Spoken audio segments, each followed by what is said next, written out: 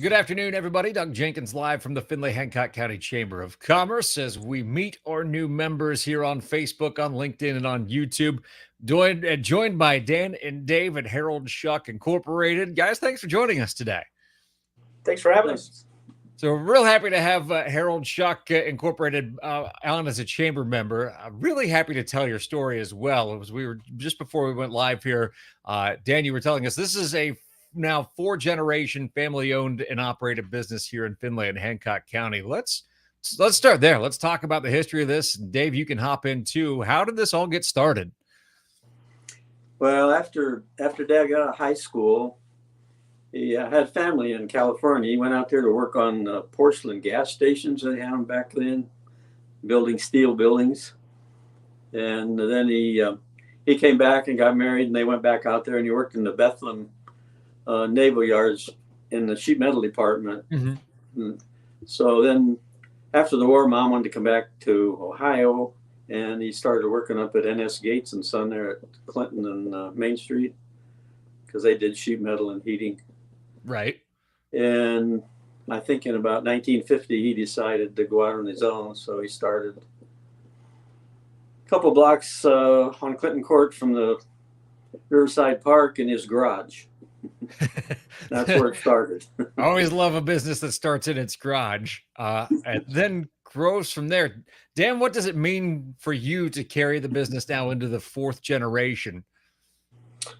It means a lot. I mean, I was kind of approached for the opportunity towards the end of 2021, and I've been in the automotive industry my entire life. So it was a big switch, but it was something that I didn't want to see go away. And it was something that I kind of approached my brother-in-law, who's our electrician here, on whether or not he'd be interested in partnering up and then kind of going in and heading this thing and making sure that it keeps running, keep the family name going, keep the business going. And we came to the decision to give it a shot, and here we are.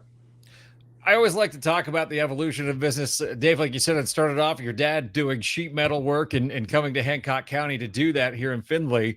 But Dan, like you just said, now you've got everything from sheet metal to you've got your brother-in-law as an electrician there at the firm. What all services do you offer now? And how did it grow from just doing sheet metal? So when Harold was here, Dave was here, my dad was here, they offered sheet metal, heating and cooling, roofing.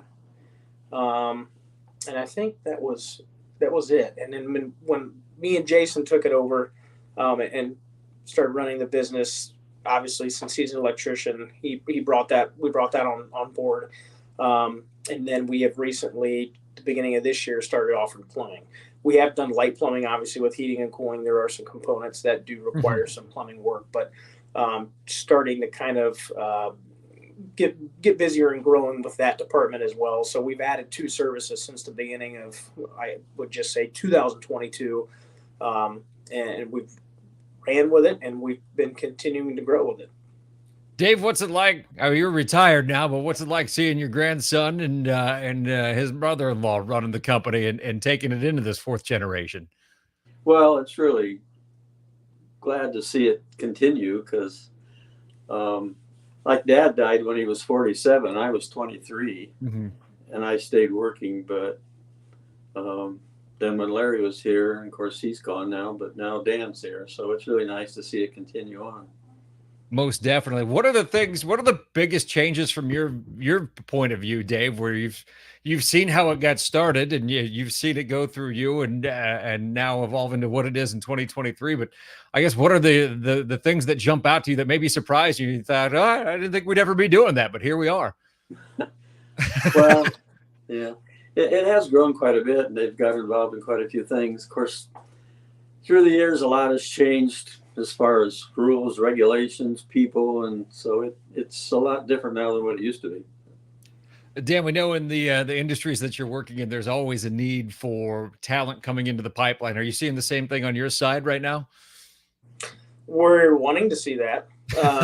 We have a staff shortage, and I know with the meeting that I was at yesterday with you, we kind of discussed that. That's kind of been the biggest issue that we're facing is trying to get the get the help in here that we need at the rate that we're growing, which is great, but we have help. We need more skilled help. So that's probably been the biggest obstacle to deal with right now at this point in time, is as much as we are growing, trying to find the pieces to the puzzle to keep the wheels turning, basically.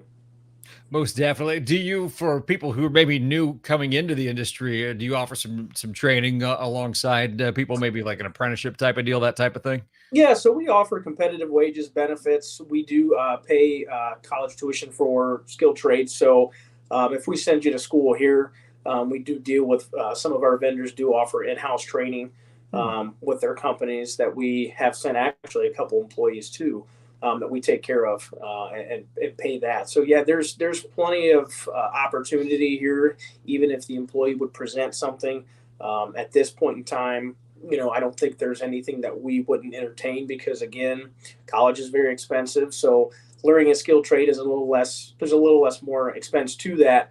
And we're willing to kind of incur that expense, knowing that, if we were able to retain that employee and they're able to work out here and provide great quality service, great quality work and great customer service, that we have no problem taking care of the employee to make sure that they get the right training that they need. That's really cool. And I think we're starting to see a lot of area employers really see the benefit of investing in their employees like that. And it's great to see you guys doing that as well. If people are interested in either your services or maybe they're looking for a job or they have a candidate, what's the best way to get in touch with you? Yeah, so you can stop in and apply. You can check out the website, heraldshuck.com. There is an apply tab or an apply link on the website itself. So you can fill out an application there and it gets sent directly to me, or you can stop in and fill out an application as well. For a second, I thought Dave was going to have to answer the phone there. I'm like, you can't make Dave answer the phone. He's retired. It's not his job anymore. I didn't know whether I should jerk my body and try to shut it off or just let it ring. It's happened to me a few times on these as well. So, well, guys, I really appreciate you joining us for this. We love sharing the stories of Findlay and Hancock County businesses, especially when they have that family component to them. It just makes them that much more special. So thanks for taking time out of your afternoon to share that with us today. And we look forward to working with you. Thank you very much. Thanks for having us. Thanks for having us. Absolutely. We're going to be live again tomorrow. I believe we have another Meet Our New Member, or maybe it's a member anniversary. There's a lot going on. So make sure you're subscribed to us on Facebook, on LinkedIn, or on YouTube, and you'll always be up to date on what's happening in the Findlay and Hancock County business community. For Dan and Dave, I'm Doug Jenkins. Have a great afternoon, everybody. Take care.